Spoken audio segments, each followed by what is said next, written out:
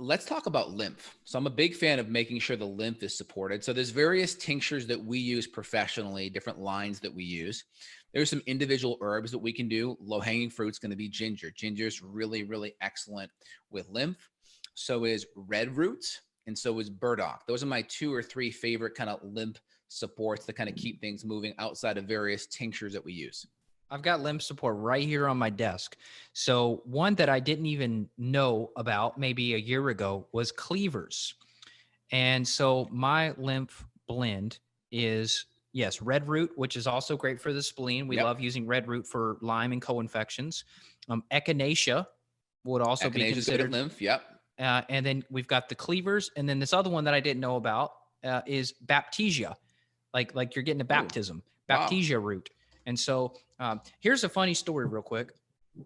I think stories are helpful because like we get in educating mode, but then I think people like story time. Okay. So, I had tested for some Bartonella antibodies and for Babesia. And so I was playing around with some of these Bartonella and Babesia herbs.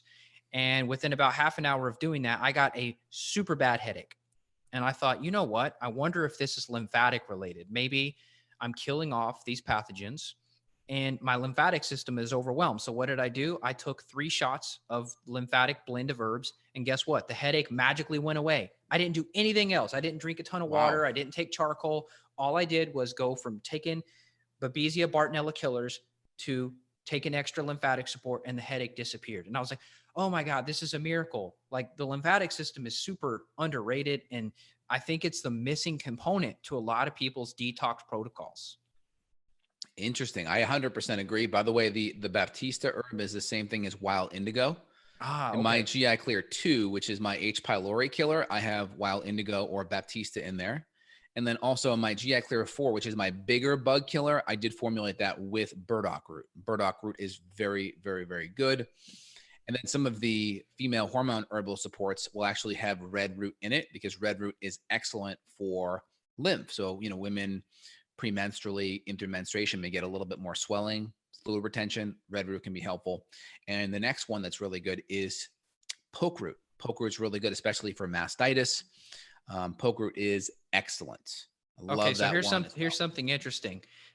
When you start to upregulate these detox pathways and you upregulate lymphatic drainage, your pee smells way different. I don't know how much you've played with lymphatic support, but when I start bumping up lymph support and liver support, the urine will just smell way different, especially red root, because I believe red root specifically is one of the herbs that helps to drain the excess ammonia. And a lot of these bacterial pathogens you and I are talking about, we can measure the aromatic acid on the organic acids panel, and that'll show ammonia excess. Rabinitol or Rabinitic. So when you drain this stuff out, you can smell the change. Like if your human pee smells like cat pee, to me, you're on the right track of draining that excess ammonia out of your system. H. pylori will also convert some of the protein metabolism into ammonia as well. And ammonia is very alkaline too, so it actually will disrupt digestion. That's part of the reason why